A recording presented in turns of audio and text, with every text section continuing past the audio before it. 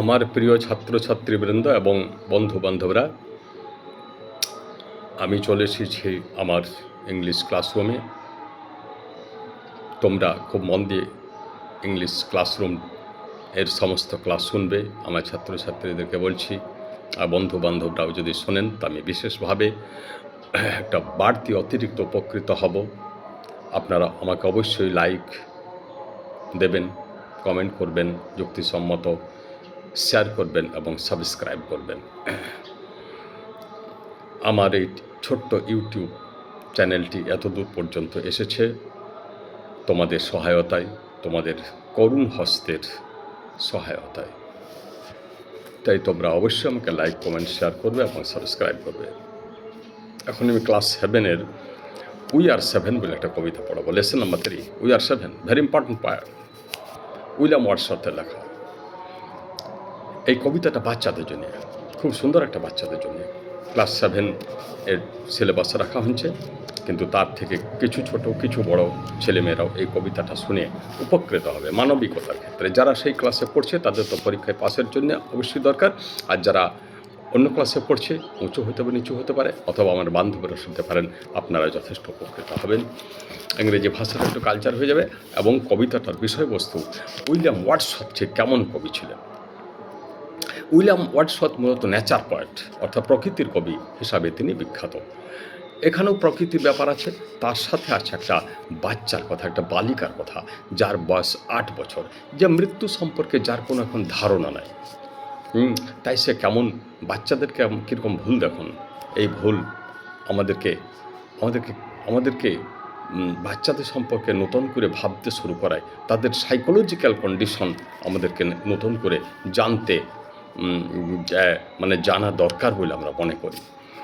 বলছে let us start, আমরা শুরু করি। The poet William Wordsworth 1770 to 1850।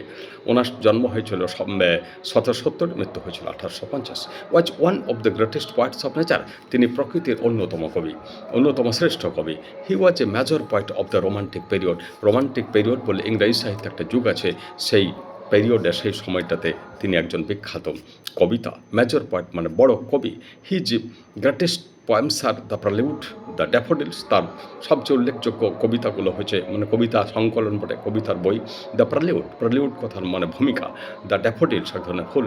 টিনটান Abe একটা বইয়ের নাম। লন্ডন 1802 একটা বইয়ের নাম। ওড টু ডিউটি, ডিউটি মানে কর্তব্য, কর্তব্যের প্রতি আহ্বান। আপন ওয়েস্টমিনিস্টার ব্রিজ একটা কবিতা। আপন ওয়েস্টমিনিস্টার ব্রিজটা ক্লাস 11-এ বর্তমানে চলছে, etcetera. He spent his life in the lake district of England. তিনি তার জীবন কাটিয়েছিলেন ইংল্যান্ডের লেক ডিস্ট্রিক্ট। লেক মানে হ্রদ, ডিস্ট্রিক্ট মানে জেলা, সেই জেলাতে হয়তো উৎপত্তিগতভাবে বহু হ্রদ ছিল, তার জন্য নাম হয়েছে লেক ডিস্ট্রিক্ট। যেমন আমাদের আছে সল্ট লেক কলকাতায়। নিশ্চয়ই এর নামটার উৎপত্তির পিছনে কোনো একটা কারণ আছে, সেখানে হ্রদের কোনো একটা ব্যাপার ছিল। The present text is an edited version of his poem we are 7। এটা হচ্ছে তার উই আর 7 নামক একটা বড় কবিতার অংশ। এডিটেড মানে সেখান থেকে সম্পাদিত, অর্থাৎ সেখান থেকে কেটে কুটে নেওয়া হয়েছে প্রয়োজন অনুযায়ী। একটা ক্লাস 7-এর স্টুডেন্টসদের যতটা সুবিধাজনক হবে ততটা সেখান থেকে এডিট করে নেওয়া হয়েছে। কবিতাটা আরও হয়তো বড় আছে। লেট আস শেয়ার, এসব আমরা শেয়ার করি। শেয়ারটার মানে হচ্ছে আমরা নিজেদের মধ্যে ডিসকাস করি। Do you have any brother or sister? ছাত্রছাত্রীরা নিজেদের মধ্যে আলোচনা করবে। তোমার কি কোনো ভাই বোন আছে? How many cousins do you have? তোমার কটা ভাই বোন আছে? হাউ ওল্ড দে আর দে? তারা তাদের বয়স কত? Where do they live? তারা কোথায় বাস করে? এবার কবিতাটা শুরু হয়েছে। লেট আস রিড, এসব আমরা পড়ি। এ সিম্পল চাইল্ড, আগেই বলেছি, একটি সহজ সরল একটা সন্তান, বালক। চাইল্ড মানে বালক হতে পারে, বালিকাও হতে পারে। এখানে আমরা পরে দেখবো যে হচ্ছে একটা বালিকা। That lightly draws its breath, যেটা হালকাভাবে তার শ্বাস প্রশ্বাস নেই, জীবনের চঞ্চলতা আছে কিন্তু হালকাভাবে শ্বাস নেই। And feels its life in every limb, তার প্রত্যেকটা অঙ্গ প্রত্যঙ্গে জীবন প্রাণ স্পন্দন চলছে। What should it know of death? এটা মৃত্যু সম্পর্কে কী করে জানবে? এই মৃত্যু সম্পর্কে কী জানবে একটা ছোট্ট মেয়ে? I met a little cottage girl আমার দেখা হয়েছিল একটা ছোট্ট কুটিরবাসী মেয়ে। কুটিরবাসী প্রকৃতির সান্নিধ্যে বড় হচ্ছে, ধন সম্পদের বিলাসিতার কোনো ব্যাপার নেই, খুব সহজ সরলভাবে মানুষ হচ্ছে। সি ওয়াজ 8 years old, তার বয়স 8 বছর। সে বলল her hair was thick with many a curl, তার চোখগুলো কেমন, তার ভুল বললাম, তার চুলগুলো হচ্ছে ঘন এবং কোঁকড়ানো। That clustered round her head, যেটা তার মাথাকে আবৃত করেছিল। ক্লাস্টার্ড রাউন্ড মানে বেশ গোছা গোছাভাবে তার মাথাটাকে আবৃত করে ছিল। তাহলে এ হচ্ছে একটা 8 বছরের মেয়ে, a girl of 8 years।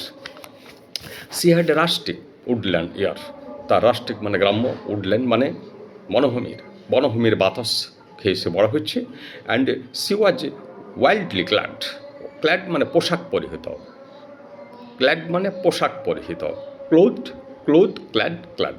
R wildly মানে মানে মানে বন্য মানুষরা যেমন পরে, খুব সহজ সরল। বন্য মানে এখানে অভদ্র নয়, সহজ সরল। হার আইজ আর ফেয়ার, তার চোখগুলো ছিল সুন্দর। অ্যান্ড ভেরি ফেয়ার, খুব সুন্দর। Her beauty made me glad, তার সৌন্দর্য আমাকে পাগল করে দিয়েছিল। Sisters and brothers little made. এইবার আসল ব্যাপারটাতে ঢুকছেন কবি। বলছে আমি জিজ্ঞাসা করলাম, ছোট্ট মেয়ে তোমরা ক ভাই বোন? How many may you be, তোমরা কজন? How many? 7 in all, সে বলল কজন?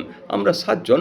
And wandering looked at me, আমার দিকে অবাক হয়ে তাকিয়ে বলল যে আমরা 7 জন। মানে একটা বালিকার সাথে কবির দেখা হচ্ছে। সেই বালিকাটা খুব সহজ সরল, 8 বছর বয়স। সে খুব সুন্দর, তার চুলগুলো কোঁকড়ানো, তার চোখগুলো খুব সুন্দর। কবি জিজ্ঞাসা করছেন তোমরা ক ভাই বোন? বলছে আমরা 7 জন। অবাক হয়ে বলছে and where are they, I pray you tell, আমি তোমাকে বলতে প্রার্থনা করছি তারা কোথায় থাকে। সি আনসার, সে উত্তর দিল 7 আর দে আর উই, আমরা তো 7 জন। And 2 of us at Conway duel, আমাদের মধ্যে 2 জন কনওয়ে বলে একটা জায়গাতে বাস করে। অ্যান্ড 2 আর গান টু দ্য সি, এবং তাদের মধ্যে 2 জন সমুদ্রে গেছে। 2 of us ইন দ্য চার্চয়ার্ড লাই, এবং 2 জন আমাদের গির্জার প্রাঙ্গণে শুয়ে আছে। My sister and my brother, আমার একটা বোন এবং একটা ভাই। অ্যান্ড ইন দ্য চার্চয়ার্ড কোটেজ, এবং চার্চয়ার্ড যে কোটেজ আছে মানে গির্জার প্রাঙ্গণ, সেখানে কুটির আছে। ডুয়েল নেয়ার দেম উইথ মাই মাদার, সেখানে আমার মায়ের সাথে তারা বাস করে। এখানে ব্যাপারটা হচ্ছে যে ওরা মেয়েটা বলছে আমরা 7 ভাই বোন, কিন্তু ব্যাপারটা কি 2 জন কিন্তু মারা গেছে। সেই মারা যাওয়াটা মেয়েটা ধরছে না। এইটাই হচ্ছে শিশুত্ববোধ, এইটা হচ্ছে শিশুর psychology of the infants, psychology of the child. অর্থাৎ 8 বছর একটা মেয়ে মৃত্যু সম্পর্কে কিছু বোঝে না। আসলে ওরা 7 ভাই বোন ছিল, কিন্তু একটা বালিকা এবং একটা বালক মারা গেছে, তাই এখন 5 দাঁড়াচ্ছে। কিন্তু কবি বালিকাটাকে কোনো মতে বোঝাতে পারছে না যে ওরা তো মারা গেছে। যারা মারা গেছে তারা চলে গেছে, তাদেরকে ধরতে নাই, তারা স্বর্গে চলে গেছে। কিন্তু শেষ পর্যন্ত কবিতাটা পড়লে দেখা যায় যে মেয়েটা কিন্তু নিজে যেটা বলছে সেটাই শেষ পর্যন্ত বজায় রেখেছে। অর্থাৎ সে কোনো মতে মানলেন না যে তারা 5 ভাই বোন, কারণ মৃত্যু সম্পর্কে তার এখন ধারণা জন্মে নাই।